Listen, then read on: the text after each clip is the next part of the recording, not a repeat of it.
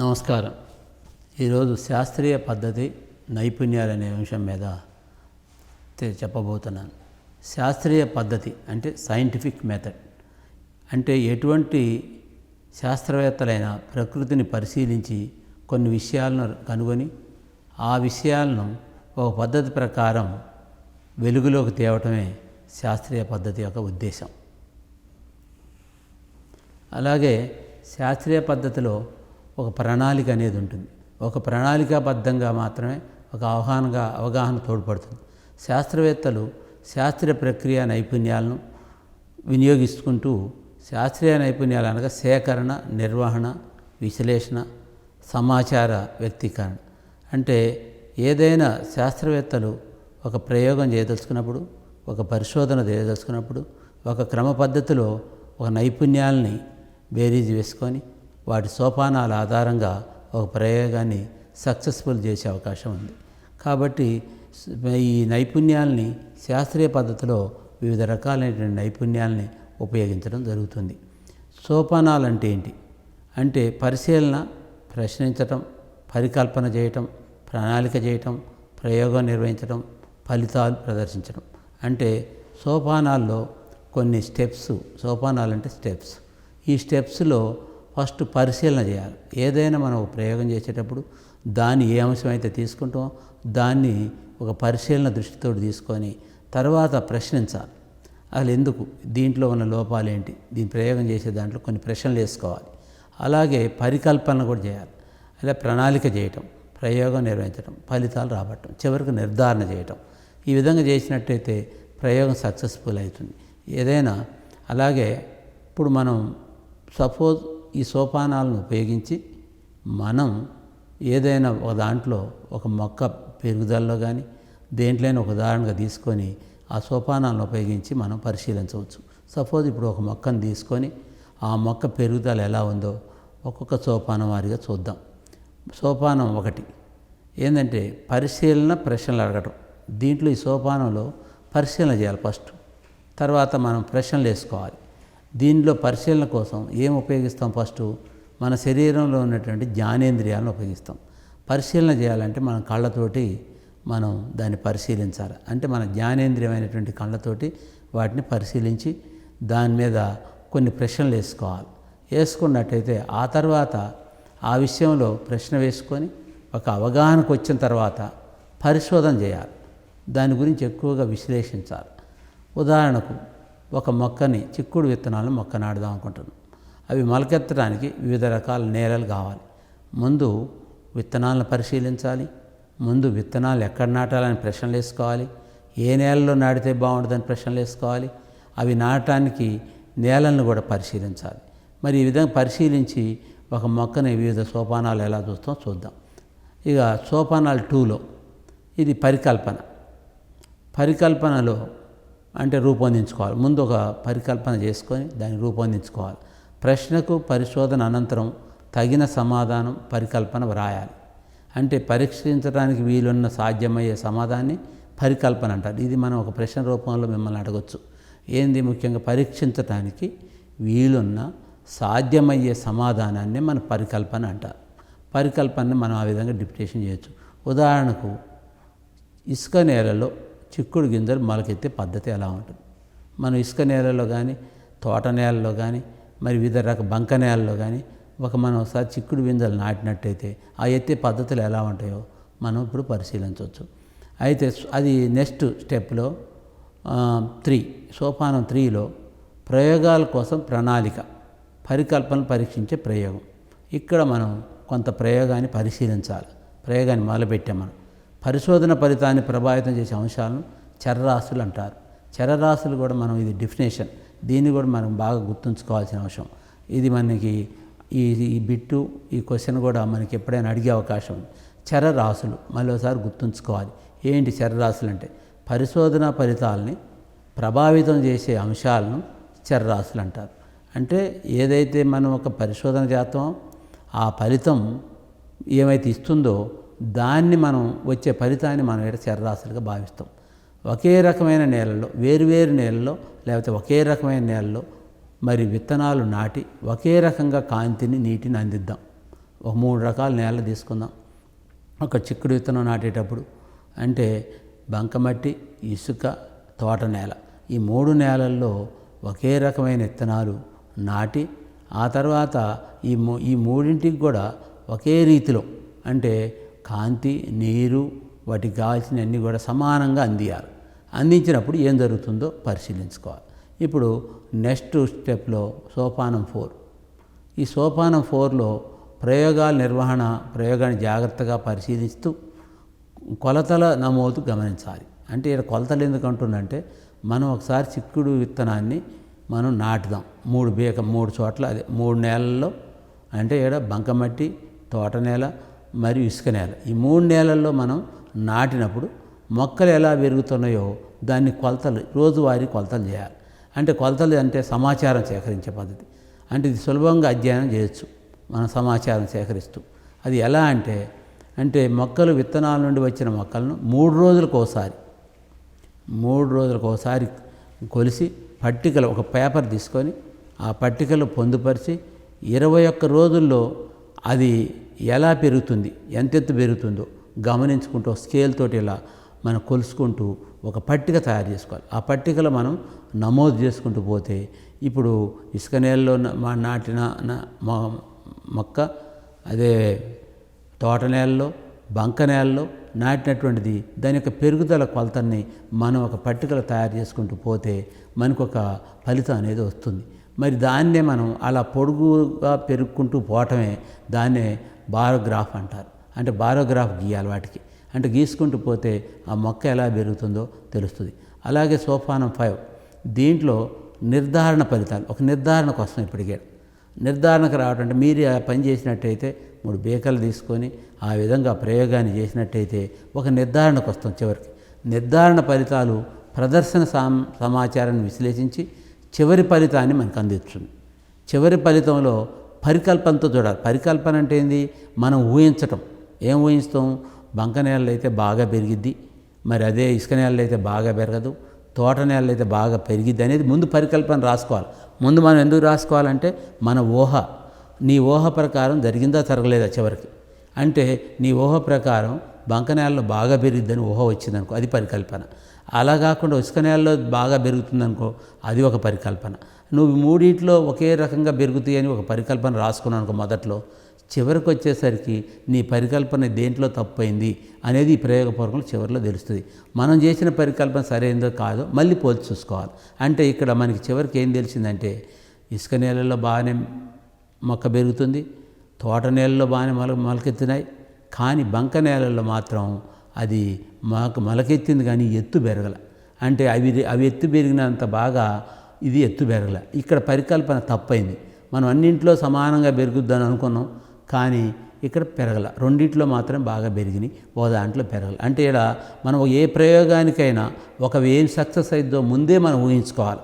నువ్వు ఏం ఊహించుకోవటం కోసం అయితే ఆ ప్రయోగం చేస్తున్నావో ఆ ప్రయోగం నువ్వు అనుకున్న రీతిలో సక్సెస్ అయిందా కాలేదా నువ్వు అనేది చూడాలి. ఇదే శాస్త్రీయ పద్ధతి అంటారు.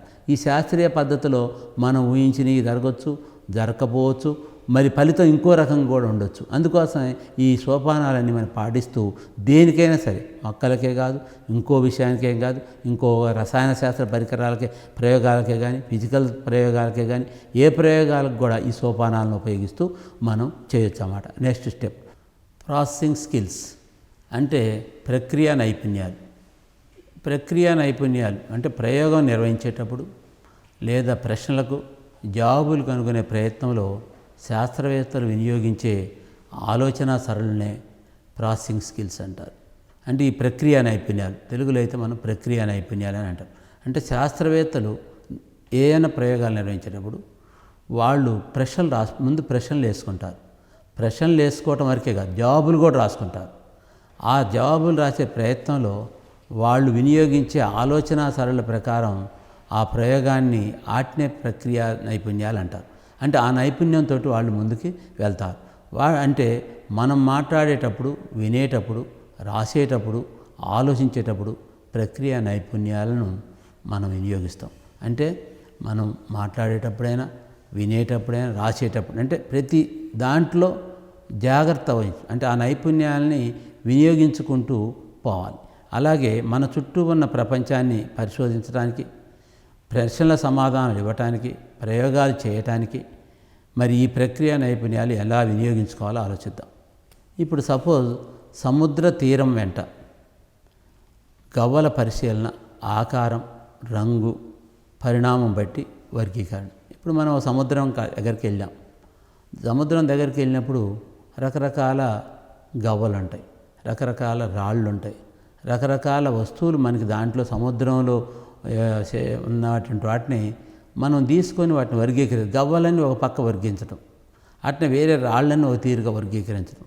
అంటే మన పరిశీలన బట్టే మన వర్గీకరణ జరుగుతుందన్నమాట. అంటే ఇది ఆలోచనల బట్టే ఇది జరుగుతుంది. అంటే ఇక్కడ ప్రక్రియ నైపుణ్యాలు దశల వారీగా ఉంటాయి.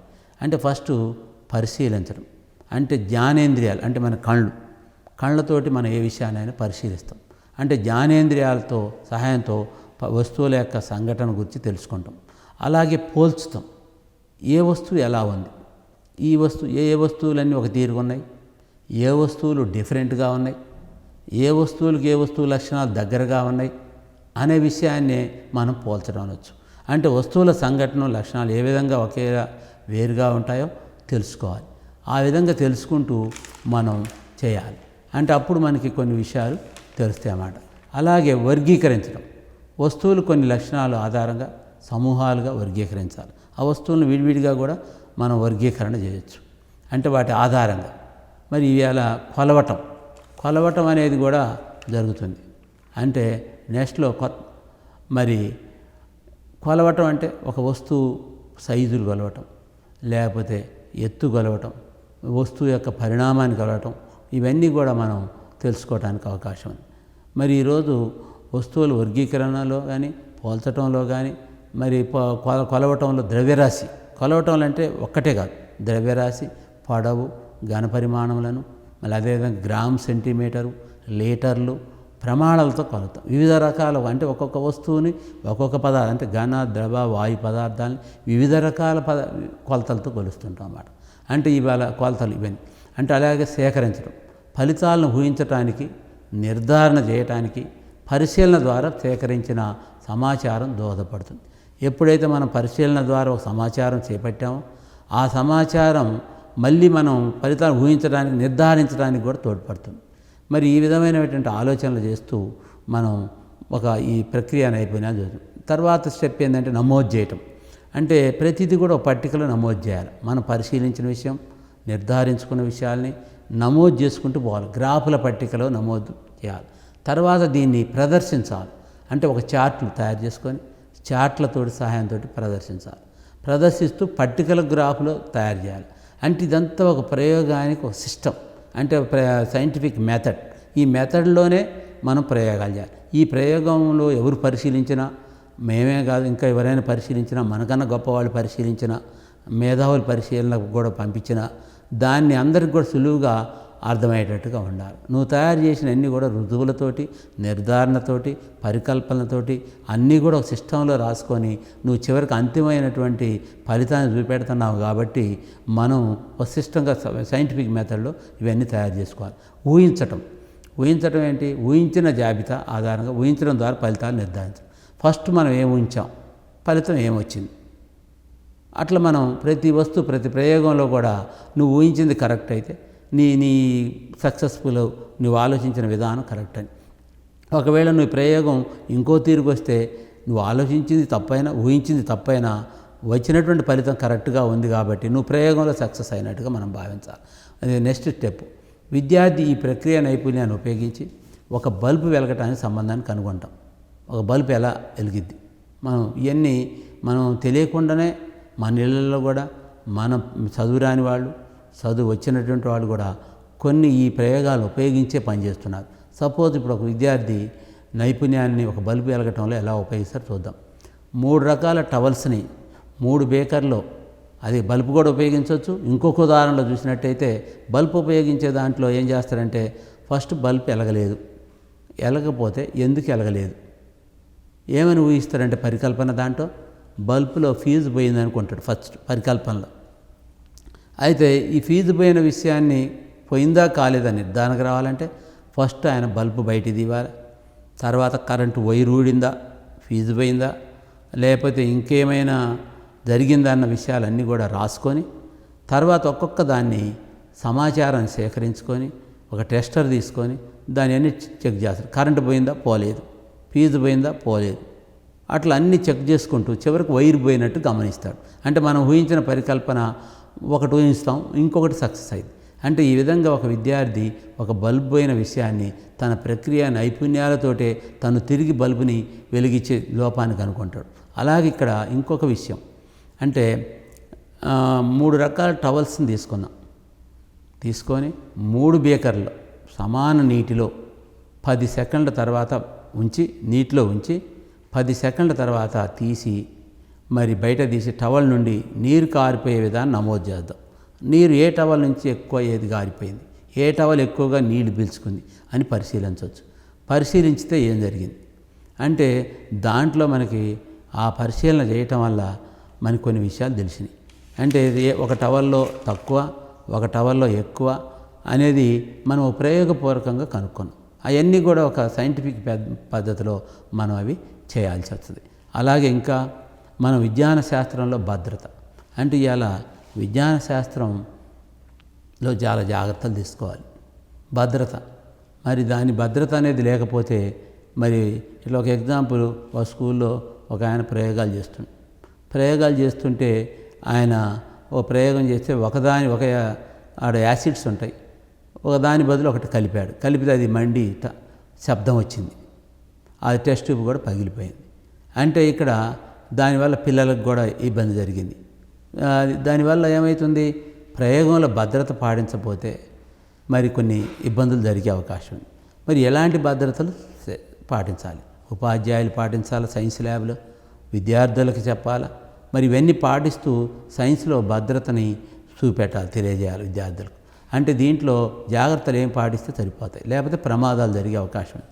ప్రయోగ సమయంలో మనం తీసుకోవాల్సిన జాగ్రత్తలు ముందుగా ఒకటి, దేని గురించి అయితే ప్రయోగం చేద్దాం దాని గురించి ఆలోచించాలి. ఏంటి ఈ ప్రయోగం, అసలు ఎందుకు చేయాల్సి వస్తుంది, దీంట్లో ఏం కనుక్కోబోతున్నాం, ముందు ఆలోచన. తర్వాత శుభ్రంగా ఉండాలి, మనం పరిశుభ్రంగా ఉండాలి.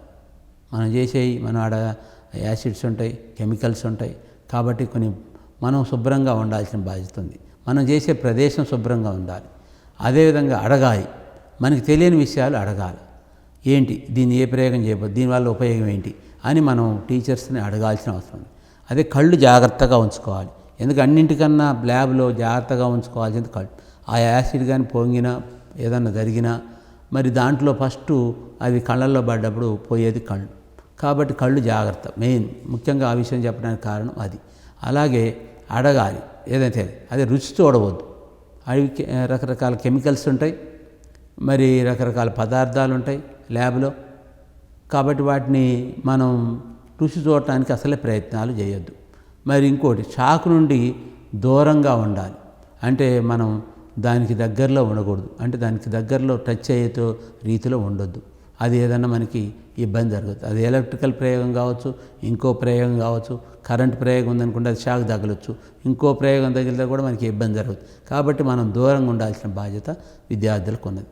అలాగే పైన చెప్పిన జాగ్రత్తలన్నీ పాటిస్తే మనం ఈ జాగ్రత్తలని శాస్త్రీయ పద్ధతిలో అంటే సైంటిఫిక్ మెథడ్లో ఈ ప్రయోగం చేయటం నేర్చుకోవచ్చు, ఈజీగా నేర్చుకోవచ్చు. మరి అలా ఇంతేకాకుండా మన చుట్టూ ఉన్న ప్రకృతిని మనం అర్థం చేసుకొని దానికి ఆటంకం కలగకుండా మన అవసరాలు తీర్చుకోవటంలో ప్రయత్నాలు చేయటంలో శాస్త్రీయ పద్ధతి మరి చాలా ముఖ్యమైనది, మనకి సహాయపడుతుంది. అలాగే ఒక ఆవిష్కరణ జరగాలంటే మరి ప్రకృతిని నిశితంగా పరిశీలించి సమస్యలను గుర్తించే శక్తిని కలిగి ఉండాలి. అది అప్పుడే మాత్రమే మనం ప్రయోగాలు సక్సెస్ఫుల్గా చేయగలుగుతాం. అదేవిధంగా ఒక శాస్త్రవేత్త చెప్తాడు, కోపర్నికస్ సూర్యకాంత సిద్ధాంతాన్ని కనిపెట్టకముందు కూడా భూమి సూర్యుని చుట్టూ తిరుగుతూనే ఉంది. ఎన్నో ఏళ్ల పాటు తిరిగింది, కొన్ని శతాబ్దాల పాటు భూమి సూర్యుని చుట్టూ తిరుగుతూనే ఉంది. కానీ ఈ విషయం తెలియదు ఎవరికి. కానీ కోపర్నికస్ భూమి సూర్యుని చుట్టూ తిరుగుతున్న విషయాన్ని మరి ప్రపంచానికి తెలియజేశాడు. అంటే ఎవరు కనుక్కోకపోవచ్చు, కానీ ప్రకృతిలో జరిగే రీతిలో జరుగుతూనే ఉంది. కానీ ఈయన కనుక్కున్న తర్వాతనే మనకి ప్రపంచాన్ని తెలిసింది. అలాగే సర్ ఐజాక్ న్యూటన్ గురుత్వాకర్షణ సిద్ధాంతాన్ని, అంటే ఎప్పుడైనా ఒక రాయి పైకి విసిరేస్తే అది కింద పడుతుంది, ఆ విషయం అందరికీ తెలుసు. అది చాలా సంవత్సరాలు, ఏళ్ల తరబడి, శతాబ్దాల తరబడి నుంచి కూడా రాయి పైకి విసిరేస్తే అది కింద పడుతుందన్న సంగతి తెలుసు. కానీ ఒకే ఒక వ్యక్తి ప్రపంచంలో కొన్ని శతాబ్దాల తర్వాత రాయి కింద పడటానికి కారణాన్ని గురుత్వాకర్షణ సిద్ధాంతం అని చెప్పినటువంటి వ్యక్తి సర్ ఐజాక్ న్యూటన్.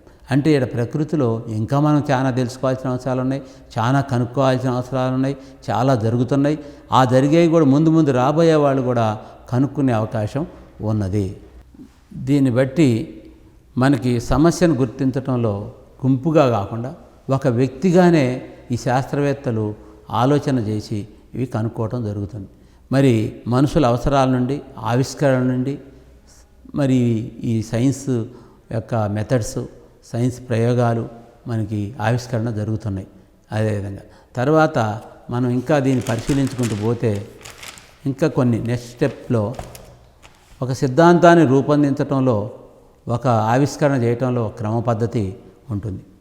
అమ్మ వంట చేయటం, ఇప్పుడు ఈ సైంటిఫిక్ మెథడ్లో అమ్మ వంట చేయటం, సైకిల్ మరమ్మతు చేయటం, అరక దున్నటం, అలాగే పక్షులు చేమలు తమ గూటికి చేరటం, అలాగే ప్రతి సంవత్సరం ఒకే ఋతువులో ఆకులు రాలటం, ఇవన్నీ మరి ఎలా జరుగుతున్నాయి అంటే ఒక క్రమ పద్ధతుల్లో జరుగుతున్నాయి. ఒకే సంవత్సరంలో జరగడానికి కారణం ఏంది? పక్షులు తమ గూటికి సాయంత్రానికి ఎలా చేరగలుగుతున్నాయి? ఇవన్నీ పరిశీలించడం. ముందు వీటిని పరిశీలించే క్రమంలో మనం సమాధానాలు వెతికే ప్రయత్నంలో కొన్ని సోపానాలు పాటించాలి. ఫస్ట్ ఏం చేయాలి? మనం సమస్య గుర్తించాలి. అంటే గదిలో లైట్ వెలగకపోవటం, అలాగే పరికల్పన చేయాలి. తర్వాత సమాచారాన్ని సేకరించాలి. సేకరించిన సమాచారాన్ని విశ్లేషించాలి, ప్రయోగాలు చేయాలి, అలాగే ఫలితాలు సేకరించాలి, నిర్ధారణ చేయాలి. ఇలా మనం చేసుకుంటూ పోతే ఒక విషయాన్ని మనం ఈజీగా కనుక్కోవచ్చు. ఇకపోతే ఇక మనకి విజ్ఞాన శాస్త్రంలో విభాగాలు. విజ్ఞాన శాస్త్రం అనంతమైంది. విజ్ఞాన శాస్త్రం అనేది ఒక అన్వేషణ లాంటిది. అంటే ఈ విజ్ఞాన శాస్త్రంలో మరి చాలా ఉన్నాయి. ఇవి స్టెప్ 1 స్టెప్లో, నెక్స్ట్ స్టెప్లో ఉంటుంది. దీంట్లో శాస్త్రీయ పద్ధతిలో ప్రయోగం చేసుకొని విజ్ఞాన శాస్త్రంలో విభాగాలు, వివిధ రకాలైన విభాగాలు చేశారు. ఎందుకు చేయాల్సి వచ్చింది విజ్ఞాన శాస్త్రంలో? విజ్ఞాన శాస్త్రం అనంతమైంది. విజ్ఞాన శాస్త్రంలో ప్రకృతిలో జీవులు, అదే మొక్కలు, విశ్వం, రాయి, రప్ప, అన్ని సజీవులు, నిర్జీవులు, అన్ని నిర్మాణాల గురించి, గ్రహాల గురించి, అన్ని నక్షత్రాల గురించి తెలుసుకునేది, ప్రపంచం మొత్తం విశ్వం గురించి తెలుసుకునేది. కాబట్టి విశ్వంలో అనేక రకాలైనటువంటి, వివిధ రకాలైనటువంటి జీవజాతులు, సజీవ నిర్జీవులు ఉన్నాయి. కాబట్టి వాటన్నిటిని కూడా వర్గీకరించి కొన్ని శాఖలుగా ఏర్పాటు చేయటం జరిగింది. ఇది ఈ పైన చెప్పిన శాఖల్లో ఫస్ట్ భౌతిక శాస్త్రం. ఇవి మొత్తం 22 శాఖలుగా మన వాళ్ళు వర్గీకరించారు. ఒకటి భౌతిక శాస్త్రం. భౌతిక శాస్త్రం అనేది ఏం తెలియజేస్తుంది? చలనం, కాలం, గురుత్వాకర్షణ మొదలగు విషయాలు. ఇందా చెప్పాం మనం గురుత్వాకర్షణలో సర్ ఐజాక్ న్యూటన్ గురుత్వాకర్షణ కనుక్కున్నాడు, న్యూటన్ గమన నియమాలు కనుక్కున్నాడు. మరి అట్నే ఇవన్నీ ఒక్కొక్క శాస్త్రవేత్త ఒక్కొక్క విషయాన్ని కనుక్కుంటూ వెళ్తున్నారు. అంటే ఇవన్నీ కూడా భౌతిక శాస్త్రం సంబంధించినటువంటి త్వరణం, ఇవన్నీ కూడా భౌతిక శాస్త్రంలో మాత్రమే మనకి తెలియజేయడం జరిగింది. రెండోది రసాయన శాస్త్రం. రసాయన శాస్త్రంలో పదార్థాల నిర్మాణం, అంటే వాటి పదార్థాల మధ్య ఉన్న సంబంధం, ధర్మాలు, వాటి మధ్య జరిగే ప్రతిచర్యలు, ఇవన్నీ కూడా రసాయన శాస్త్రంలో జరుగుతుంది. నెక్స్ట్ స్టెప్ వృక్షశాస్త్రం. మొక్కల నిర్మాణం, పెరుగుదల, వ్యాధి. మరి ఈ ప్రకృతిలో ఇక్కడ అనేక రకాలైనటువంటి మొక్కలు ఉన్నాయి. మనం చూసేటటువంటి మొక్కలు మన ఇంటి పక్కల, మన పొలాల్లో, మన దగ్గర చూసేటువంటి మొక్కలు కాకుండా అడవుల్లో, మరి చిట్టడవుల్లో, కారడవుల్లో రకరకాల మొక్కలు, మనం చూడని మొక్కలు, చెట్లు, మరి జాతులు, ఎన్నో రకాలైన జాతులు ఇవాళ ఉన్నాయి. వీటన్నిటినీ కూడా మరి కుటుంబాలుగా విభజించారు, వర్గాలుగా విభజించారు. మొక్కల నిర్మాణాన్ని పరిశీలించడం, అవి ఎలా పెరుగుతున్నాయో పరిశీలించడం, వాటికి కూడా వ్యాధులు ఎలా వస్తున్నాయో పరిశీలించడం, ఆ వ్యాధులకు ఎలా నివారణ చేయాలని పరిశీలించడం, ఇలా మొక్కల గురించే సపరేట్గా చదువుకునేటటువంటి శాస్త్రం అది వృక్షశాస్త్రం. ఈ వృక్షశాస్త్రంలో కూడా మళ్ళీ మనకి ఎన్నో కుటుంబాలుగా, తెగలుగా మరి ఇట్లా విభజన జరుగుతుంది. ఇవి మనం మనం సపరేట్గా చదువుకుంటూ పోయినట్టయితే డిగ్రీ తర్వాత మళ్ళీ ఎంఎస్సిలో కూడా మనం వృక్షశాస్త్రం అనే సబ్జెక్ట్ తీసుకొని సపరేట్గా చదవచ్చు. కాబట్టి వృక్షశాస్త్రం గురించి తర్వాత జంతుశాస్త్రం. ఇక జంతుశాస్త్రం అంటే ఇక మనకు తెలుసు అన్ని జీవులు మనతో సహా మానవుడితో సహా అందరం అన్ని జీవుల్లో కూడా ఇవాళ అడవుల్లో నివసించాయి, అవి సూక్ష్మజీవులు సముద్రాల్లో నివసించాయి, మొత్తం అన్ని రకాల జీవజాతులు వాటి నిర్మాణం కూడా ఎలా ఉంది.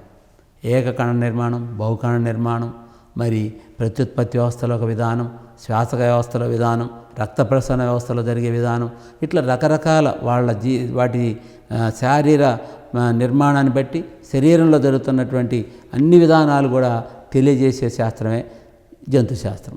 ఈ జంతుశాస్త్రంలో వర్గీకరణ కూడా ఉంది. తర్వాత నెక్స్ట్ స్టెప్ ఖగోళ శాస్త్రం. ఖగోళ శాస్త్రం అంటే విశ్వం, మన విశ్వం గురించి తెలియజేసేది. సూర్యుడు, చంద్రుడు, గ్రహాలు, నక్షత్రాలు, విశ్వం. ఇవాళ విశ్వంలో మనకి శూన్య ప్రదేశం, మన భూమి నుంచి గురుత్వాకర్షణ శక్తి దాటిన తర్వాత కనిపించేదంతా కూడా శూన్యం. అంటే ఆ శూన్య ప్రదేశంలోకి ఏ వస్తువైనా పోయినా కూడా అది కిందకి రాదు. అంటే గురుత్వాకర్షణ శక్తి లోబడి ఉన్నటువంటి వస్తువులే మాత్రమే కిందకు భూమి మీదకి వచ్చే అవకాశం ఉంది. అంటే ఇక శూన్యంలో కూడా పరిశీలించేది అంటే నక్షత్రాలు, గ్రహాలు ఇవన్నీ కూడా శూన్యంలోనే ఇంకా చాలా దూరంలో, భూమికి చాలా దూరంలో ఉండే అవకాశం. సూర్యుడు తిరుగుతున్నటువంటి గ్రహాలు ఇవన్నిటి గురించి తెలుసుకునేదే ఖగోళ శాస్త్రం. చంద్రుడు అట్లా ఇక ఇంకా తర్వాత భూ విజ్ఞాన శాస్త్రం. భూమి నిర్మాణం, చరిత్ర, ఖనిజాలు, శిలాలు. భూమి అంటే చాలా గొప్పది. తర్వాత ఖగోళ శాస్త్రంలో మనం చాలా విషయాలు తెలుసుకున్నాం. అంటే ఖగోళ శాస్త్రం తర్వాత నెక్స్ట్ భూ విజ్ఞాన శాస్త్రం. భూ విజ్ఞాన శాస్త్రంలో భూమి నిర్మాణం, చరిత్ర, ఖనిజాలు, శిలలు. భూమి నిర్మాణంలో అసలు భూమి ఎలా ఏర్పడింది, మనకి వాస్తవంగా 1/3 భూమి మాత్రమే ఉంది, మిగిలినన్నిటి కూడా నీరు ఉన్నది. అంటే ఈ భూమి నిర్మాణంలో మరి భూమిలో మనకు కనిపించేటటువంటి మూలకాలని బంగారం దగ్గర నుంచి ఇనుము దగ్గర నుంచి ప్రతిదీ కూడా ఈ భూమిలోనే లభిస్తుంది. ఈ భూమిలో శిలలు, ఖనిజాలు ఇవన్నీ కూడా భూమిలోనే మనకి లభిస్తున్నాయి. మరి భూమిలో కూడా చాలా రకాలు ఉంటాయి. మరి ఈ భూమి గురించి ప్రత్యేకంగా తెలుసుకునేటటువంటి శాస్త్రమే భూ విజ్ఞాన శాస్త్రం. అలాగే వ్యవసాయ శాస్త్రం. ఈ వ్యవసాయం గురించి చెప్పాలంటే చాలా పెద్దది. మరి దీంట్లో పంటల ఉత్పత్తి వివిధ రకాలంటే ఇవాళ ఆదిమ మానవుడు మొక్కలు పెంచడం అనేది ఆదిమ మానవుడి నుంచే స్టార్ట్ అయింది. ఆదిమ మానవుడికి ఏవైతే నచ్చినాయో, ఏదైతే తినటానికి అనుకూలంగా ఉన్నదో రుచి చూసి ఇది కరెక్ట్, నేను తింటే ఇది నా ఆకలి తీస్తుందని సంగతి గ్రహించి వాటిని ఎన్నిక చేసుకొని వాటికి సంబంధించినటువంటి విత్తనాలనే పంటలుగా వేసి వాటికి సంబంధించినటువంటి మాత్రమే పండిస్తూ తను ఆహార కొరతను తీర్చుకున్నాడు. అది కొన్ని ఏదైతే ఎన్నిక చేశాడో ఆదిమ మానవుడు అవే రాబోయే తరాలకు కూడా అందించుకుంటూ రావడం జరిగింది. ఈ ఆహార ధాన్యాల్లో ఈ మొక్కల్లో మనం సపోజు ఆలుగడ్డ ఉన్న ఆలుగడ్డని ఎప్పుడో కొన్ని వేల సంవత్సరాల కింద గుర్తించినటువంటిది పంట, అది ఈరోజు కూడా మనం ఉపయోగిస్తున్నాం. అలాగే చాలా విషయాలని, చాలా పంటల్ని వెనకట శతాబ్దాల నుంచి కూడా మన వాళ్ళు కనుక్కొని అవి మన తరానికి ఇవి తినొచ్చు, ఇవి తినకూడదు అనే పంట మనకి అందించినటువంటి వాళ్ళు కూడా ఈ సైంటిఫిక్ శాస్త్రవేత్తల్లో, రైతులు అందరూ కూడా మన మానవ సమాజమే మనకి ఆ విధంగా అందిస్తూ వస్తుంది. ఇంకా రాబోయేటటువంటి వాళ్ళు ఏం చేస్తున్నారంటే ఈ పంటల ఉత్పత్తిలోనే మనకేదైతే అవసరం ఉందో దాన్ని బాగా పెంచాలి, మనకేదైతే ఉపయోగపడుతుందో ఆ పంటలను మాత్రం అభివృద్ధి చేయాలి. మనం రోజు తినేది ఆహారం వరి. ఈ వరిని ఎక్కువగా పండియాలంటే దీన్ని ఎక్కువగా ఉన్న పొలం పెరగటం లేదు, పొలాలు మాత్రం అలాగే ఉంటున్నాయి, భూమి అలాగే ఉంటుంది. కానీ జనాభా విపరీతంగా పెరుగుతున్నటువంటి జనాభాకి సరైనటువంటి ఆహారం పంటలు అందియాలంటే మరి ఎక్కువ దిగుబడిని ఇచ్చేటటువంటి విత్తనాలు తయారు చేయాలి. అంటే ఇప్పుడు సంకర జాతి విత్తనాలు కూడా ఈ వ్యవసాయ శాస్త్రంలో ప్రవేశపెట్టి వ్యవసాయ శాస్త్రజ్ఞులు కొత్త వంగడాలని తయారు చేసి అవి మన సమాజానికి ఇస్తున్నారు. ఒక ఎకరాకు 100 బస్తాలు 50 బస్తాలు ఎక్కువగా పండేటటువంటి దిగుబడిని ఇస్తున్నారు. మనకి పొలం పెరగపోయినా పంట పెరిగితే మనం రాబోయే తరాలకు కూడా ఉన్నటువంటి సమాజానికి కూడా సరైనటువంటి పంటను మనం అందించే అవకాశం ఉంది. ఇకపోతే నేల యజమాని అంటే నేలను కూడా బట్టి నేలను కూడా తయారు చేసుకోవడం, నేలని మనం చేసుకొని దాన్ని బాగు చేసుకొని దాన్ని మళ్ళుగా కట్టుకొని దాని చెట్లుంటే కొట్టేసి వాటిని వ్యవసాయానికి అనుకూలంగా భూమిగా తయారు చేయటం. దాని భూమిగా తయారు చేసినటువంటి భూమి అది మన యాజమాన్య కిందలోకి వస్తుంది. మనం దాన్ని మన పరిధిలో ఉంచుకొని దాని వ్యవసాయంలో వివిధ రకాలైనటువంటి పంటలను పండిస్తూ వ్యవసాయ శాస్త్రాన్ని అభివృద్ధి చేసే అవకాశం ఉంది. ఇకపోతే శరీర ధర్మశాస్త్రం. శరీర ధర్మశాస్త్రం అంటే జీవులు శరీర నిర్మాణాలను పనిచేసే విధానాలు. మనం రకరకాల జీవులు ఉన్నాయి. మానవుడు, మరి ఇతర జీవులు, బ్యాక్టీరియాలు, వైరస్లు, ఇటన్నీ జీవులు పరిణామం ఎలా ఉంది, జీవ పరిణామం ఎలా ఉంది, వీటిలో ఎలా ఉన్నాయి అంటే రకరకాల ఎన్నో వ్యవస్థలు ఉన్నాయి జీవుల్లో. అంటే శ్వాస వ్యవస్థ, నాడీ వ్యవస్థ, అలాగే ప్రత్యుత్పత్తి వ్యవస్థ, విసర్జక వ్యవస్థ, రక్త ప్రసరణ వ్యవస్థ. ఈ వ్యవస్థలన్నీ కూడా శరీర ధర్మశాస్త్రంలో చూస్తాం మనం.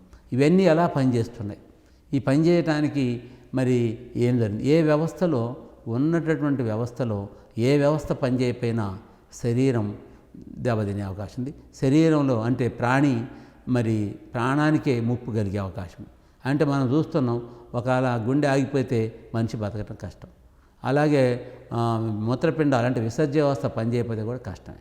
అట్నే ప్రత్యుత్పత్తి వ్యవస్థ ఇది పనిచేయకపోతే కూడా అసలు మానవ సమాజమే కాదు జీవులన్నింటిలో కూడా ఒక్కసారి ఆగిపోయిందనుకో ప్రత్యుత్పత్తి వ్యవస్థ, రాబోయే తరాలు ఆగిపోతాయి. అంటే ఈ విధంగా అసలు తరాన్ని ఆపారు. ఒక జబ్బు వస్తే, ఒక క్యాన్సర్ వస్తే చనిపోతే కొద్దిమంది మాత్రం చేస్తారు. కానీ ప్రత్యుత్పత్తి వ్యవస్థ జరగకపోతే కొన్ని సంవత్సరాల పాటు అసలు మానవ జనాభే కాదు అన్ని జీవుల జనాభా కూడా రాబోయే తరాలకు అందకుండా పోయే అవకాశం ఉంది. మరి ఈ విధంగా పనిచేసే విధానాలు కూడా శాస్త్రవేత్తలు ఎన్నో విషయాలు ఈ శరీర ధర్మశాస్త్రవేత్తలో నిర్మాణం, కొన్ని జీవులు విచిత్రమైనటువంటి నిర్మాణం ఉంటుంది, ఏకకణ జీవి మాత్రమే ఉంటుంది. దాని ప్రత్యుత్పత్తి వ్యవస్థలో మరి విభిన్న పద్ధతులు వాడే అవకాశం ఉంది. అట్నే కొన్ని జీవులు ఇంకో రకంగా ఉంటుంది, పురుష స్త్రీ జీవులు ఉంటాయి. కొన్ని జీవులు అట్లా ఉండవు, ఒకటే జీవి ఉంటుంది. దాంట్లోనే మొక్కల్లో కూడా అలాగే ఒకే మొక్కలో పురుష స్త్రీకి అవయాలు ఉంటాయి. దాంట్లో ప్రత్యుత్పత్తి జరిగి విత్తనాలు ఏర్పడతాయి. కాబట్టి ఇట్లా రకరకాల మొక్కలను మనం చూసే అవకాశం. మరి ఇది ప్రత్యుత్పత్తి వ్యవస్థలో అన్ని వ్యవస్థలను కూడా మనం పరిశీలించి క్షుణ్ణంగా చేయటం కోసం మనకు ఏర్పాటు చేసినటువంటి శాస్త్రమే శరీర ధర్మ శాస్త్రం. అలాగే నెక్స్ట్ మానవ శాస్త్రం, ప్రాచీన ఆధునిక జీవన విధానాలు. ప్రాచీన ఆధునిక మానవ శాస్త్రంలో అసలు మనిషి గురించి మాత్రమే. ఇప్పుడు మనం ఇందా చెప్పుకున్న శరీర ధర్మశాస్త్రం అయితే అన్ని జీవుల గురించి, అంటే మొక్కల గురించి చెప్పొచ్చు, జంతువుల గురించి చెప్పొచ్చు, అన్ని జీవుల గురించి చెప్పొచ్చు, అన్ని జీవుల్లో ఎలాగ జరుగుతుందో కూడా చెప్పొచ్చు. అయితే ఇక్కడ మానవ శాస్త్రం అంటే ఓన్లీ మనుషుల గురించి మాత్రమే. మనిషి కోతి నుండి అని అంటారు, అయితే కోతిలాగానే మనం ఉంటాం, ఒక తోక మాత్రమే ఉండదు. అంటే పరిణామ క్రమంలో ఒకప్పుడు మనం కూడా కోతిని పోలినట్టున్నా తర్వాత చార్లెస్ డార్విన్ చెప్పినట్టు పరిణామ క్రమంలో మనం ఈ రూపానికి వచ్చామని చెప్పారు. ఇంకా చార్లెస్ డార్విన్ ఏం చెప్తాడో, ఈ మనిషి ఈ రూపం కొన్ని వేల సంవత్సరాల తర్వాత ఇంకో రూపంలో కూడా మారొచ్చు అని కూడా చెప్పాడు. అంటే పరిణామ క్రమంలో అన్ని భూమి కూడా మారొచ్చు అని చెప్పాడు, అన్నీ మారొచ్చు అని చెప్పాడు. అది మారుతూ వస్తుంది, యుగాల నుంచి కూడా అలా మారుతూ వస్తుంది, ఇప్పుడు కూడా మారిద్దని చెప్పినటువంటి వ్యవస్థ. అంటే ఇక్కడ ప్రాచీన యొక్క చూసినట్టయితే మనిషికి ఇప్పుడు మనిషికి చూసినట్టయితే మరి గొరిల్లాలాగా అడవి మనుషులను చూసినట్టయితే ఎలాగో అప్పట్లో ఆదిమానవులను పరిశీలిస్తే వాళ్ళ యొక్క సంబంధాలను కూడా పరిశీలిస్తే మన పశువుల్లాగానే ఉండేవాళ్ళు. ఇప్పుడు రాను మనిషి తెలివి కలవాడు కాబట్టి తను నివాసం ఏర్పాటు చేసుకోవడం నేర్చుకున్నాడు, తను నిప్పు కనుగొన్నాడు, ఐరన్ కనుగొన్నాడు, మిగిలిన జాతుల నుంచి ఎలా రక్షించుకోవాలనో తెలివితేటలు తెలుసుకున్నాడు, తను బల్యాలు పట్టుకున్నాడు, మంటతోటి జంతువులను పారిపోయేటట్టు చేశాడు. మరి ఈ విధంగా మానవ జాతిని ప్రాచీన కాలం నుంచి అభివృద్ధి చేసుకుంటూ అన్ని జంతువుల మీద కూడా ఆధిపత్యాన్ని మరి ఏర్పాటు చేసుకున్నటువంటి మనిషి మానవ శాస్త్రం. ఈ మానవ శాస్త్రాన్ని మనం ఇంకా లోతుగా పరిశీలించినట్టయితే ఇప్పుడు ఆధునిక జీవితాన్ని పరిశీలిద్దాం, మధ్యస్థ జీవితాన్ని పరిశీలిస్తాం. మరి మనం మొట్టమొదట మనం ఎలా ఉండేవాళ్ళం, ఒక గుహల్లో ఉండేవాళ్ళు, తర్వాత తెలివితేటలు వచ్చాక ఒక ఇల్లు నిర్మాణం చేసుకున్నాం. ఏ జంతువుకి లేదు. ఈరోజు రేపటి గురించి ఆలోచించే శక్తి మానవుడికి మాత్రమే ఉంది. ఒక జంతువు చాలా బలమైంది, ఏనుగు చాలా బలమైంది, పులి చాలా బలమైంది, కానీ తనకి రేపటికి ఆహారాన్ని మిగిల్చుకొని ఒక నెల రోజుల పాటు తిందామనే ఆలోచన అనే తెలివితేటలు దానికి లేవు. ఏ రోజు ఆ రోజే చంపుకొని ఒక జీవిని తినడం. అదే మనిషి అయితే తాను ఈరోజే కాదు, కొన్ని రాబోయే తరాలు, ఒక 10 తరాల వైపు కూడా ఆస్తులు సంపాదించుకొని, కాకపోతే రాబోయే తరాలకు కూడా వనరులను సమకూర్చి ఉంచే శక్తి మానవుడికి ఉంది. ఎందుకంటే ఇల్లు కట్టుకొని సాయంత్రం ఆయన ఉదయం ఇంట్లో నుంచి బయటికి వెళ్తే సాయంత్రం ఒక ప్లేస్కు చేరుకునేటట్టుగా ఒక నివాసాన్ని ఏర్పాటు చేసుకున్నాడు. తనకంటూ ఎవరు పోకుండా ఉండటానికి ఒక చుట్టూ ఇల్లు ప్రహరీలు ఏర్పాటు చేసుకున్నాడు. ఇట్లా మానవ సమాజం ఆదిమ మానవం నుంచి మధ్యస్థ మానవం నుంచి ఇప్పుడు ఇంకా బాగా మార్పులు జరిగింది. ఇప్పుడు మానవుడు అనుభవించనేటువంటి విషయాలు లేవు. అన్ని విషయాల్లో కూడా అన్ని జంతువుల్లో కన్నా మానవుని యొక్క మేధస్సు చాలా గొప్పది. ఈ సమాజాన్ని, ఈ ప్రపంచాన్ని మొత్తాన్ని కూడా మార్చింది తన యొక్క మెదడుతోటే. ఇవాళ ఇంత పైరుగా ఆకుపచ్చని హరితహారంలాగా మొక్కలన్నీ అవపడుతున్నాయంటే మానవుడు. బీళ్ళన్నీ కూడా ఆ గ్రీన్గా మారిందంటే మానవుడే. ఇవాళ మనం ఎక్కడో ఉన్నటువంటి అమెరికాలో ఉన్నటువంటి ఎక్కడో జరుగుతున్నటువంటి సంఘటనను, క్రికెట్ని మనం అరచేతిలో చూసగలుగుతున్నామంటే మానవుడే కారణం. అంటే మానవుడు ఎంత అభివృద్ధి చెందుకుంటూ వచ్చాడో మనం చెప్పడానికి ఇంకా చాలా చెప్పవచ్చు విషయాలు. మరి అవే కాకుండా సాంకేతిక పరంగా మరి అన్ని రకాలుగా వ్యవసాయపరంగా, కల్చరల్ పరంగా ఎన్నో రకాలుగా మానవుడు అభివృద్ధి చెంది తన యొక్క జాతిని ఇంకా ముందుకు తీసుకుపోతున్నాడు. మొత్తం నేచర్నే, ప్రకృతినే తన చేతిలో ఉంచుకోగలిగిన శక్తి ఈరోజు మానవుడికే ఉంది. నేచర్ని చెడగొట్టినా బాగు చేసినా మానవుడి చేతిలో ఉంది. కాపాడాల్సిన బాధ్యత కూడా మానవుడికే ఉంది. కాబట్టి ప్రాచీన ఆధునిక జీవన విధానాలు ఎలా ఉన్నాయో తెలియజేసేటటువంటిది ఒక శాస్త్రమే మానవ శాస్త్రం. అలాగే సూక్ష్మజీవశాస్త్రం ఇది బ్యాక్టీరియాలు, వైరస్లు. సూక్ష్మజీవశాస్త్రం అంటే ఏంటేడా? కేవలం మనకి కంటికి కనిపించని జీవులు మన కంటి స్థాయికి కనిపించవు, కానీ సూక్ష్మదర్శిని స్థాయికి కనిపిస్తాయి. మనం మైక్రోస్కోప్ తీసుకొని దాన్ని మనం పరిశీలించితే నీళ్ళలో ఉన్నటువంటి చిన్న క్రిములు కూడా సూక్ష్మజీవులు మైక్రోస్కోప్కి కనిపిస్తాయి, కానీ మన కంటికి కనిపించవు. కంటికి కనిపించనే ఒక ప్రపంచం ఉంది. ఆ ప్రపంచమే సూక్ష్మజీవశాస్త్రం. వాటిలో ఆ ప్రపంచంలో జీవించే జీవులే బ్యాక్టీరియాలు, వైరస్లు. ఆ వైరస్ బ్యాక్టీరియాలు గురించి ఎందుకు తెలుసుకోవాలంటే వాటి వల్ల అనేకమైనటువంటి జబ్బులు రావడానికి కారణం.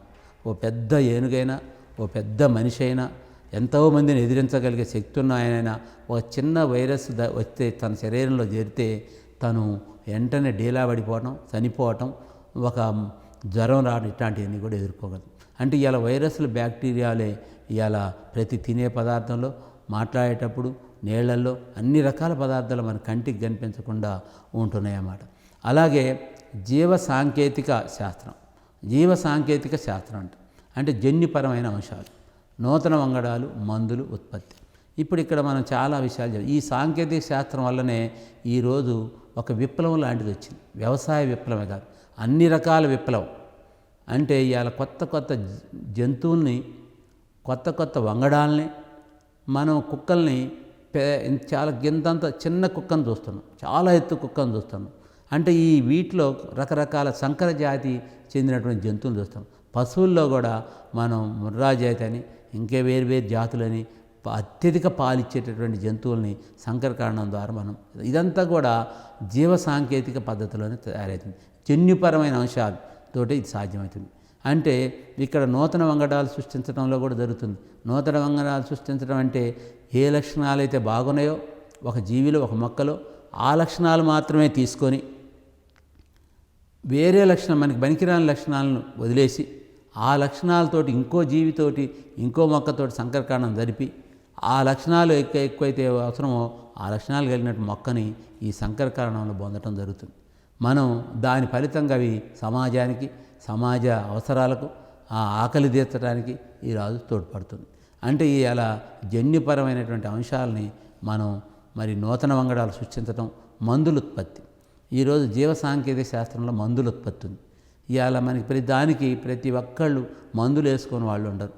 ఏది జరిగినా కూడా, యాక్సిడెంట్ జరిగినా, జబ్బులు చేసినా ప్రతి దానికి మందులు అనేది అవసరం. ఇవాళ మందులు, ఎన్నో రకాల మందులు ఈరోజు మన ప్రాణాలను కాపాడుతున్నాయి. ఇవాళ పెద్ద మందులతో పాటు శాస్త్ర పరికరాలు కనుక్కుంటున్నారు. ఇవన్నీ కూడా మనని కాపాడటానికి ఉపయోగపడేదే జీవ సాంకేతిక శాస్త్రం అన్నమాట. ఈ శాస్త్రం ఈరోజు ఒక పెను సంచలనంగా మరి దేశంలో ప్రపంచంలో వచ్చి ఈరోజు మనని కాపాడుతుంది. మానవ సమాజాన్నే కాదు, అన్ని జీవులకు కూడా దానికి ఉపయోగపడుతుంది. అన్ని జీవులను కూడా అభివృద్ధి చేయడంలో కూడా ఉపయోగపడుతుంది. దీన్ని మనం దృష్టిలో పెట్టుకోవాలి. అలాగే పక్షులు అధ్యయన శాస్త్రం. ఇక పక్షులు, రకరకాల పక్షులను మనం చూస్తున్నాం. మరి ఈ పక్షులు మరి ఏంది, వాటి జీవన విధానాలు ఏంటి మనం చాలా చూస్తున్నాం. నైజీరియా నుంచి పక్షులు ఒక టైంలో, ఒక ఋతువులో మన కొన్ని ఏరియాలకు వచ్చి అక్కడ కొన్నాళ్ళు స్థావరం ఏర్పాటు చేసుకొని ఆ తర్వాత అవన్నీ కూడా మళ్ళీ తిరిగి వాళ్ళ స్థానానికి వెళ్తాయి. అంటే వీటి విధానం చూడండి. దానికి ఎవరు చెప్పారు? అక్కడి నుంచి ఇదే టైంలో రావాలని, అదే ఋతువులో ప్రవేశించాలని, మళ్ళీ ఆ ఋతువు అయిపోయిన తర్వాత మళ్ళీ తిరిగి వాళ్ళ ప్రదేశానికి పోవాలని, ఇవన్నీ ఎలా సాధ్యమవుతున్నాయి? అంటే ఎందుకు సాధ్యమైంది? ఈ పక్షుల వల్ల. పక్షి ఎలా ఎగరగలుగుతుంది? పక్షి ఎగరగలిగే శక్తి మనిషికి కూడా లేదని బాధపడ్డ రోజుల్లోనే ఒకప్పుడు. అంటే పక్షిలాగా మనం ఎగరలేకపోతున్నాం, పక్షికి ఉన్నటువంటి శక్తి మనకి లేదు అని భావించిన మనిషి మనం పక్షిలాగా ఎప్పటికీ ఎగరలేమని ఒక విమానం లాంటి సాంకేతిక పరిణామంతో విమానాలు కనుక్కొని ఒక ప్రదేశం నుంచి ఇంకో ప్రదేశానికి పక్షి కన్నా వేగంగా, పక్షి కన్నా దూరంగా పోగలిగేటటువంటి శక్తిని ఈ జీవ సాంకేతిక విజ్ఞానంలో మనం తీసుకొచ్చుకోవడం. అంటే పక్షుల కన్నా, అంటే పక్షుల అధ్యయన శాస్త్రం గురించి చెప్పినప్పుడు వాటి విధానాలు, వలసలు, ఇందా చెప్పా వలసని, అంటే ఒక ప్రాంతం నుంచి ఇంకో ప్రాంతానికి రావడం. కొన్ని అవన్నీ కూడా గుంపులుగా తెగలుగా ఒకే కలిసి ఉండటం. అంటే మనం ఇక్కడ జీవులను పరిశీలించినట్టయితే, పక్షులైనా మనుషులైనా వేరువేరు జంతువులను కూడా పరిశీలించినట్టయితే అవన్నీ కూడా ఒక గుంపులుగా నివసిస్తాయి. మనుషులంతా గుంపులుగా, గొర్రెలన్నీ గుంపులుగా, పశువులన్నీ గుంపులుగా, ఇట్లా పక్షుల్లో కూడా ఒక రకాన్ని గుంపుగా, ఇంకో రకాన్ని గుంపుగా ఇవన్నీ ఎలా జీవిస్తున్నాయి, ఏమేమి తింటాయి, తినేటటువంటి వాటికి ఒక ముక్కు ఉంటుంది. ఆ ముక్కు ఆధారంతో కూడా తినే అవకాశం. తర్వాత నెక్స్ట్ స్లైడు కీటక అధ్యయన శాస్త్రం. కీటకాలు, ఇక మనం కీటకాలు చూస్తున్నాం. తేనెటీగలు, ఈగలు, దోమలు, రకరకాల వెన్నెముకలు అయినటువంటి అన్నీ కూడా కీటకాలు మనకి కంటికి కనిపిస్తుంటాయి. కానీ ఇవన్నీ కూడా అంటే వీటి లక్షణాలను కూడా పరిశీలించినట్టయితే తేనెటీగలు ఉన్నాయి, దాంట్లో రాణి ఈగని, మరి ఇవన్నీ కూడా ఒక కుటుంబంలాగా ఒక క్రమ పద్ధతిలో వాటి జీవనాన్ని కొనసాగిస్తాయి. సాలీడు అని ఉంటుంది. సాలీడు దాని జీవితాన్ని కూడా మనం పరిశీలిస్తే చాలా ఆశ్చర్యకరంగా ఉంటుంది. అది నిర్మించేటటువంటి మరి దాని పద్ధతిని మనం ఆలోచిస్తే చాలా ఆశ్చర్యంగా, మానవ మేధస్సుకే ఆలోచనగా ఉంటుంది. అలాగే ఇవాళ కీటకాలు, మరి రకరకాల కీటకాలను కూడా పరిశీలించి వాటి యొక్క శక్తిని, వాటి యొక్క మేధస్సుని, వాటి ప్రత్యుత్పత్తిని అన్నింటిని కూడా పరిశీలించేటటువంటి శక్తి మానవుడికి ఉంది. కాబట్టి దీన్ని కూడా ఒక శాస్త్రం కింద పెట్టి దీని మీద కూడా అధ్యయనం చేయడం జరుగుతుంది. ఇకపోతే మనోవిజ్ఞాన శాస్త్రం, మానవుల ప్రవర్తన, మానసిక పరిస్థితి. ఇది సైకాలజీ.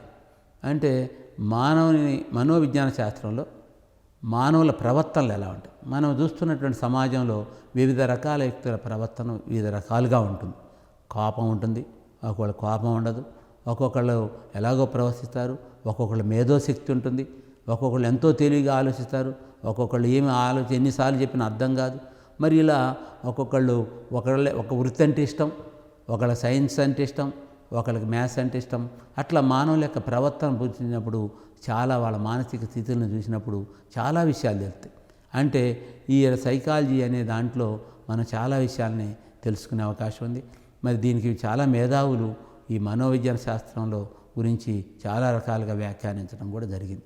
కాబట్టి మానసిక పరిస్థితిని అబ్జర్వ్ చేసేటటువంటి శాస్త్రమే ఎదుటి వాళ్ళు మాట్లాడుతుంటేనే, ఎదుటి వాళ్ళ కదలికలను బట్టే వారి యొక్క మానసిక ప్రవర్తన, లేకపోతే ఒక 2 రోజుల పరిచయంతో వారి గురించి పూర్తిగా ఎదుటివారు కొంతమంది తెలుసుకుంటారు. ఎందుకంటే మనం చాలామంది మన చుట్టూ ఉన్నటువంటి ఫ్రెండ్స్ని గమనిస్తే వాడి పూర్తిగా అతని యొక్క మనస్తత్వం నాకు తెలుసు అంటారు, అతను ప్రవర్తించే రీతి నాకు తెలుసు అంటారు, అతనికి ఎప్పుడు కోపం వద్దో నాకు తెలుసు అంటారు, అతను ఈ పని చేయడు, అతను ఈ తప్పు చేయడు అని అంటాం. అంటే ఒక మనిషి మీద ఎస్టిమేషన్ వేసుకోవటం, అవగాహన చేసుకోవటం, ఇవన్నీ కూడా మానసిక ప్రవర్తనని మనం అంచనా వేసుకోవడం. అంటే ఒక వ్యక్తికి ఒకే రకంగా ప్రవర్తన ఒక పద్ధతిలో ఉంటుంది, ఆ పద్ధతులని అవగాహన చేసుకోవటం. నెక్స్ట్ సిస్మాలజీ, భూకంపాల గురించి. మరి భూకంపాలు అంటే వస్తుంటాయి అప్పుడప్పుడు, ఎక్కువగా ఇవి జపాన్లో వస్తుంటాయి, మన దగ్గర కూడా ఎప్పుడో ఒకసారి వస్తుంటాయి. మరి ఇది చాలా ప్రమాదకరమైనది. భూకంపాలు వస్తే ఒక్కసారే ఇళ్ళన్నీ కూలిపోవటం, అయితే పెద్ద పెద్ద అపార్ట్మెంట్లు కూడా కూలిపోవటం, ఇట్లాంటివన్నీ జరుగుద్ది. మరి అసలు ఇవి కనుక్కోవటం ఎలా, ఎందుకు వస్తున్నాయి భూకంపాలు, రావటానికి కారణాలు ఏంది, ఎక్కడ బాగా వస్తున్నాయి, మరి ఆ వచ్చే ప్రదేశాల్లో జనం ఎలా బ్రతకాలి, ఎలా నివసించాలి, వాళ్ళకి ఎటువంటి ఏర్పాటు చేయాలి. మరి పెద్ద పెద్ద ఇళ్ళు కడితే మనం అవి కూలినప్పుడు మీద పడి అందరు చనిపోయే అవకాశం. మరి వాళ్ళని ఎలాంటి నిర్మాణం ఉన్నటువంటి ఇల్లు కట్టియాలి. జపాన్ అటువంటి ప్రదేశం అయితే తేలిక వస్తువులు, ఒక భూకంపం వచ్చి కూలినా కూడా ప్రమాదం జరగనటువంటి వాటితోటి ఇల్లు నిర్మాణం జరుగుతుంది. మరి అలాగే మనం కూడా ముందు జాగ్రత్తగా కూడా తెలుస్తుంది. భూకంపాలు ముందే వచ్చే విషయాన్ని కూడా ముందే కనిపెట్టగలిగే శక్తి ఈ భూకంపాల్లో జరుగుతుంది. తర్వాత వర్గీకరణ శాస్త్రం. వృక్ష జంతు ప్రపంచాన్ని వివిధ సమూహాలుగా వర్గీకరించారు. ఇది మనం ఇందాక కూడా చెప్పుకున్నాం. అంటే జంతు శాస్త్రం, వృక్ష శాస్త్రం ఇది విడిగా చెప్పాం. వీటి లక్షణాలు వేరువేరుగా ఉంటాయి.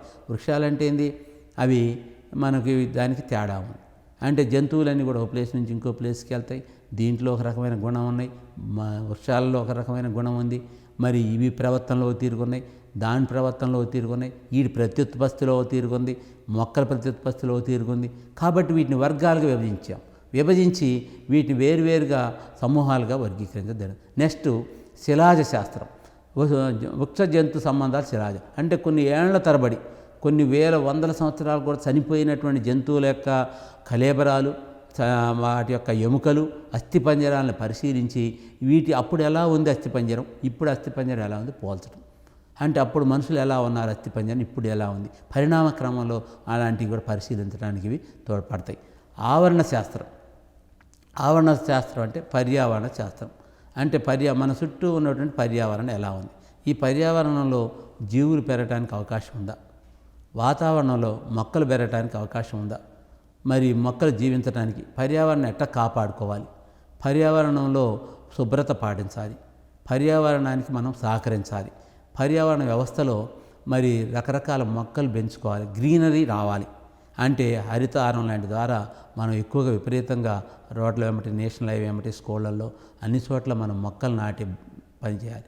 ఉపాధ్యాయులైన, విద్యార్థులైన ప్రతి ఒక్కళ్ళు ఒక మొక్క నాటి పని చేసి పర్యావరణానికి మనం తోడ్పడాలి. లేకపోతే రోగ లక్షణ శాస్త్రం. రోగ లక్షణ శాస్త్రం ఏంది, వివిధ వ్యాధులు, కారణాలు. మరి అలా హాస్పిటల్ చూసినట్టయితే ప్రతి హాస్పిటల్లో కిక్కిరిసి ఉంటున్నారు. అసలు ఏ హాస్పిటల్లో పోయినా రోగులే ఉంటున్నారు. అంటే ఎందుకు వీళ్ళకి ఇట్లా రోగాలు వస్తున్నాయి, ఎందుకు వీళ్ళకి, మరి వీళ్ళందరికీ డాక్టర్లు ఎంతమంది చదవాలన్నా, పెద్ద పెద్ద మెడికల్ కాలేజీలు ఉన్నాయి. వీళ్ళందరూ ఎవరి కోసం, ఈ రోగాలు నయం చేసడం కోసమే డాక్టర్లు చదువుతున్నారు. కాబట్టి ఈ డాక్టర్లు వ్యాధులు నివారించాలి. కాబట్టి వీళ్ళు చాలా వ్యాధులు కనుక్కోవటం, వాటి కారణాలు కనుక్కొని దానికి తగినటువంటి మందులు ఇవ్వటం, ఇలా రోగ నివారణ శాస్త్రం అనేది ఒకటి ఉందన్నమాట.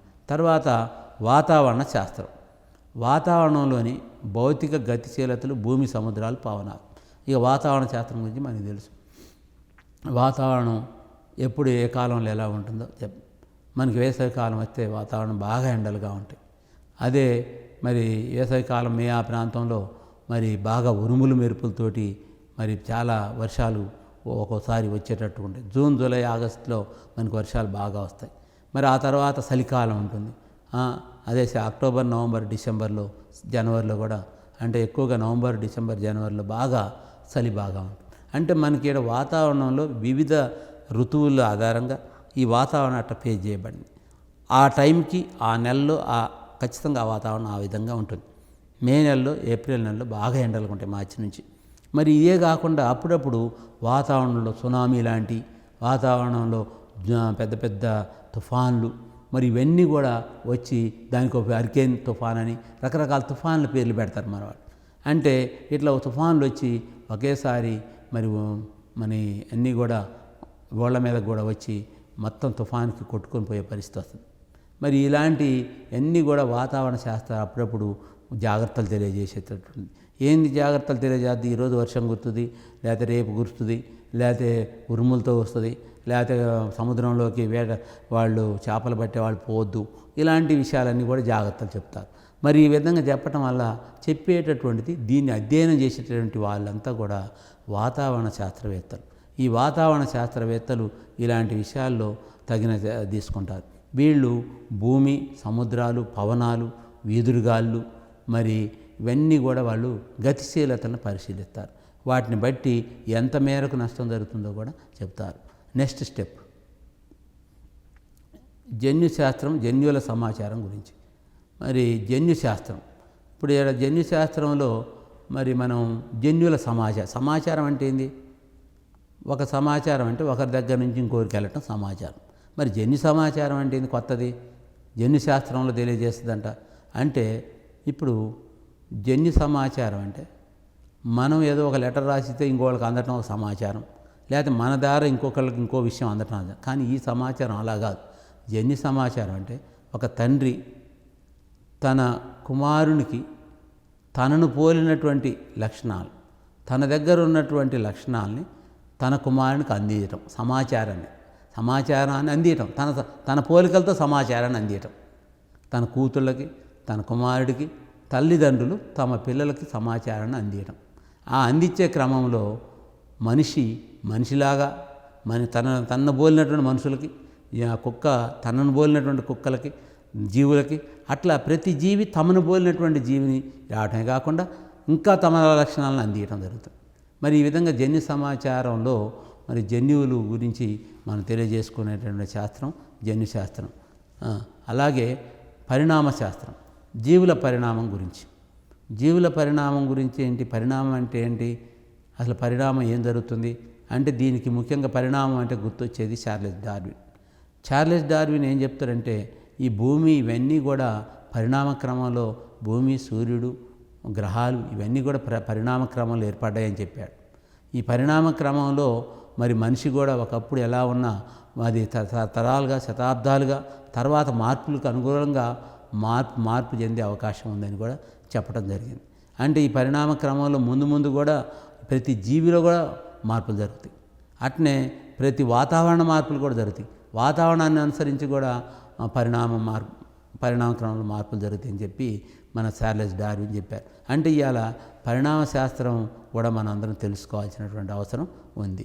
ఎప్పటి నుంచో అంటే కొన్ని శతాబ్దాలు, కొన్ని యుగాల అనంతరం ఒక జీవి యొక్క శిలాజాన్ని పరిశీలించినప్పుడు ఒకవేళ దొరికితే మరి ఇప్పటి అదే జీవికి పరిశీలన చేసినప్పుడు పరిణామ క్రమం జరిగిందా జరగలేదా అనేది కూడా తెలుస్తుంది. అంటే చార్లెస్ డార్విన్ చెప్పినట్టు జిరాఫీ మెడ పొడుగుగా కావటానికి కారణం అది తన మెడను ఎప్పుడూ సాపి పైకి ఆహారం కోసం చేస్తున్న క్రమంలో దాని మెడ పొడుగ్గా సాగే అవకాశం ఉంది పరిణామ క్రమంలో అని చెప్పడం జరిగింది. కాబట్టి ఇప్పుడు మనం తెలుసుకున్నటువంటి ఈ శాస్త్రాలన్నీ కూడా మరి మనకి చాలా ఉపయోగకరమైనవి. ఈ శాస్త్రాల గురించి కూడా మన అందరం కూడా మరి మళ్ళీ తిరిగి మనం చేసుకోవాలా. ఈరోజు చెప్పినటువంటి దాంట్లో శాస్త్రీయ పద్ధతిలో ప్రయోగాలు ఈరోజు సక్సెస్ అయ్యి ముందుకెళ్తున్నాం. దాంట్లో కొన్ని సోపానాలు తీసుకున్నాం. మళ్ళీ అది కాకుండా శాస్త్రీయ పద్ధతిలో మనం జరిగేటటువంటి విషయాల్లో ఏమేమి పద్ధతులు, స్టెప్స్, సోపానాలు ఉపయోగించుకోవటం, మరి ఆ స్టెప్స్ వారీగా మనం పాటించినట్టయితే ఒక ప్రయోగం ఎలా సక్సెస్ అయింది, ఒక ప్రయోగం సక్సెస్ కావటానికి ఒక రేపటి విద్యార్థులు మరి ఈ ప్రయోగాలు ఒక క్రమ పద్ధతిలో చేసుకుంటూ పోతే మరి ఐన్స్టీన్ అంత వాళ్ళు, విశ్వేశ్వరయ్య గారు అంత వాళ్ళు, మరి అలాగే హరిగోవింద ఖురానా అంత మేధావులుగా మరి శాస్త్రవేత్తలుగా మరి రేపు ఈ సమాజంలో, ఈ భారతదేశంలో రూపుదిద్దుకోవాలంటే మనం ఒక క్రమ పద్ధతిలో ఒక సైన్స్ని నేర్చుకుంటూ పోతే సాధ్యమైంది. అంటే ఒక క్రమ పద్ధతిలో మన ఉపాధ్యాయులు చెప్పే విషయాలని మనం ముందుకు తీసుకొని పోయినట్టయితే సాధ్యమైంది. ఇవాళ అవే కాకుండా వివిధ రకాలైనటువంటి శాస్త్రాలు, అన్ని శాస్త్రాలు విభజించారు, వివిధ రకాలకు కూడా విభజించారు. ఈ విభజించిన శాస్త్రాన్ని కూడా మనం జాగ్రత్తగా అన్ని శాస్త్రాల గురించి మనం తెలుసుకుంటూ పోతే మనకు చాలా విషయాల్ని మనకు అవగతం అవుతుంది. అదే కాకుండా ఇవాళ సైన్సు ప్రపంచాన్ని మార్చేస్తుంది. ఇవాళ ఒక అన్వేషణ. సైన్స్ అనేది నిరంతర ప్రక్రియ. సైన్స్ అనేది ఎప్పుడు కూడా మారుతూ ఉంటుంది. అంటే కొత్త ఆవిష్కరణలు చేస్తూ ఉంటారు శాస్త్రవేత్తలు. పాత ఆవిష్కరణ స్థానంలో కొత్త ఆవిష్కరణలు అనేవి ఎప్పుడు నిరంతరం జరుగుతూనే ఉంటుంది. ఒక శాస్త్రవేత్త ఈరోజు కనుగొన్నటువంటి విషయం కొన్ని వందల సంవత్సరాల తర్వాత అది ఈ సమాజానికి ఉపయోగపడకపోవచ్చు. దాని స్థానంలో మరొక శాస్త్రవేత్త మరొక విషయాన్ని ముందుకు తీసుకుపోతాడు దాని ఆధారంగా. అలాగే ప్రతి శాస్త్రవేత్తలు కూడా ఈ సమాజానికి ఉపయోగపడేది, మానవుని యొక్క ఈ సమాజాన్ని యొక్క అవసరాలకు అనుగుణంగానే ఈరోజు ఈ శాస్త్రవేత్తలు సైన్స్ని ముందుకు తీసుకుపోతున్నారు. ఇవాళ శాస్త్రవేత్తలకు ప్రభుత్వం సహాయం అందిస్తుంది. ఎందుకు అందిస్తుంది? ఎందుకంటే శాస్త్రవేత్తలు నిరంతరం త్యాగం చేస్తున్నారు. వారి కుటుంబానికి, ఆనందానికి దూరమై వాళ్ళు కేవలం ఈ కొత్త ఆవిష్కరణ చేయటం కోసం, సమాజానికి అభివృద్ధి కోసం, సమాజ పెరుగుదల కోసం, సమాజంలో ఉన్నటువంటి సమస్యను తీర్చడం కోసమే వాళ్ళు త్యాగం చేసి మనకి కొత్త ఆవిష్కరణ చేసి మనకి ఎక్కువగా ఉపయోగపడుతున్నారనటంలో సందేహం లేదు. కాబట్టి ఈ పాఠంలో మనం చదువుకున్నటువంటి విషయంలో మరి ఎన్నో ప్రశ్నలు మనం వేసుకోవచ్చు. ఈ ప్రశ్నలన్నింటికి కూడా సమాధానాలు మనం వివిధ రకాలుగా కూడా చెప్పవచ్చు. కాబట్టి మనందరం ఇవాళ ఈ విషయాన్ని ముందుకు తీసుకొని బాగా దీన్ని అధ్యయనం చేయాల్సినటువంటి ఈ ఒక్క పుస్తకమే కాదు, మన సైన్స్లో ఎన్నో పుస్తకాలు వస్తున్నాయి సైన్స్ మీద. ఎంతోమంది శాస్త్రవేత్తలు ఈరోజు మరి న్యూటన్ గురించి చూసినట్టయితే, రామానుజన్ గురించి చూసినట్టయితే వాళ్ళు చదువులో చిన్నప్పటి నుంచే వాళ్ళు సైన్స్ వైపు మళ్ళారు. చిన్నతనం నుంచే వాళ్ళు ఆలోచించడం మొదలుపెట్టారు. ప్రతి చిన్న విషయాన్ని కూడా పరిశీలించడం మొదలుపెట్టారు. అంటే ఇప్పుడు మన మెథడ్స్ ఏవైతే ఉన్నాయో ఆ మెథడ్స్ అన్నీ వాళ్ళు ఉపయోగించుకున్నారు. ముందు పరిశీలన చేయటం, తర్వాత పరికల్పన చేయటం, తర్వాత ఇప్పుడు న్యూటన్ ఉన్నాడు అనుకోండి, ఒక రాయి పైకి ఎందుకు విసిరేశాడు, ఎందుకు వేసాడు? ఒక పండు కింద పడితే చెట్టు కింద కూర్చుంటే ఎందుకు విసిరేశాడంటే తను ఈ దీంట్లో ఒకసారి చూశాడు, ఎందుకు కింద పడుతుంది అనేటటువంటి ఒక ప్రశ్న వేసుకున్నాడు. ఒక భూమి పై నుంచి ఒక చెట్టు మీద నుంచి కాయ కింద పడటానికి కారణం ఏంటని ప్రశ్న వేసుకోండి. దాన్ని ఇంకా పైకి విసిరేస్తే కూడా ఇంకా కిందనే పడుతుంది. మరి ఈ కారణాన్ని కోసం రుజువు కోసం అసలు కారణం ఏందో వెతకటంలోనే అంటే ఈ ప్రకృతిలో దాగి ఉన్నటువంటి రహస్యాన్ని ఛేదించటమే ఈ శాస్త్రవేత్తల యొక్క ఉద్దేశం. అలాగే న్యూటన్ ఈ రాయి ఈ పండు కింద పడటానికి కారణాన్ని ఈ ప్రకృతిలో దాగి ఉన్నటువంటి రహస్యం ఏదైతే ఉందో గురుత్వాకర్షణ అనేటటువంటి విషయాన్ని ఆయన కనుక్కొని ఆయన గురుత్వాకర్షణ ఈ సమాజానికి తెలియజేశాడు. మరి ఈ విధంగా మరి అలాగే చాలామంది శాస్త్రవేత్తలు ఈ సైన్స్లో అలాగే చేశారు. ఒక ఎడిసన్ చూసినట్టయితే ఈ ప్రపంచానికి ఒక వెలుగుని, ఒక బల్బుని కనుగొని ఈ ప్రపంచానికి ఒక వెలుగునిచ్చాడు. సూర్యుడు ఒక గొప్ప నక్షత్రం, ప్రపంచానికి మొత్తానికి శక్తిని అందించేటటువంటిది అయితే ఒక ఎడిసన్ ఈ ప్రపంచానికే తన యొక్క లైట్ ద్వారా వెలుగుని ప్రసాదించినటువంటి ఒక గొప్ప శాస్త్రవేత్త. ఇలా చూసుకుంటూ పోయినట్టయితే ప్రతి శాస్త్రవేత్తలు ఈ సైన్స్ ముందుకు తీసుకుపోవడానికి సమాజానికి ఎంతో బాగా తోడ్పడ్డారనటంలో సందేహం లేదు. Okay sir. మరి ఈరోజు మనం శాస్త్రీయ పద్ధతి, విజ్ఞాన శాస్త్రం, వివిధ శాఖలు, శాస్త్రీయ నైపుణ్యాలు, మరి ఈ టాపిక్ మనకి ఇది చాలా ఉపయోగమైనటువంటి టాపిక్. మరి ఈ టాపిక్లో మనం బాగా అధ్యయనం చేయాల్సినటువంటి అవసరం ఉంది. ఈ టాపిక్లో మనం దీని మీద అధ్యయనం చేసినట్టయితే శాస్త్రీయ ప్రక్రియ నైపుణ్యాలు తెలుస్తాయి. ఆ ప్రక్రియ నైపుణ్యాల్లో మనం ఒక మొక్కని ఏ విధంగా పెంచవచ్చు, ఏ విధంగా ఊహించవచ్చు, ఊహించింది ఎలా కరెక్ట్ అయితే చెప్పగలుగుతాం. అలాగే ఇంకా మనం శాస్త్రీయ ప్రక్రియ నైపుణ్యాలు కాకుండా ఒక వస్తువు వివిధ సోపానాల్లో మనం దాన్ని ఎలా ముందుకు తీసుకుపోవచ్చో తెలియదు. అలాగే వివిధ రకాలైనటువంటి మరి మొక్కల్ని, జంతువుల్ని మరి వివిధ రకాలైన మొక్కలు విభజించి వర్గీకరణ చేసి వివిధ రకాలైనటువంటి శాస్త్రాలని విజ్ఞాన శాస్త్రంలో అనేక శాఖల్ని 22 శాఖల్ని కూడా విభజించడం జరిగింది. ఈ విభజించినటువంటి శాఖల్ని మనం బ్రీఫ్గా చదివినా కూడా మనకు సైన్స్లో చాలా వరకు మనం సైన్స్ని చదివినటువంటి వాళ్ళు అవుతాం. కాబట్టి మరి ఈ తర్వాత మరి ఇంకో క్లాస్లో మనం కలుసుకుందాం. Thank you.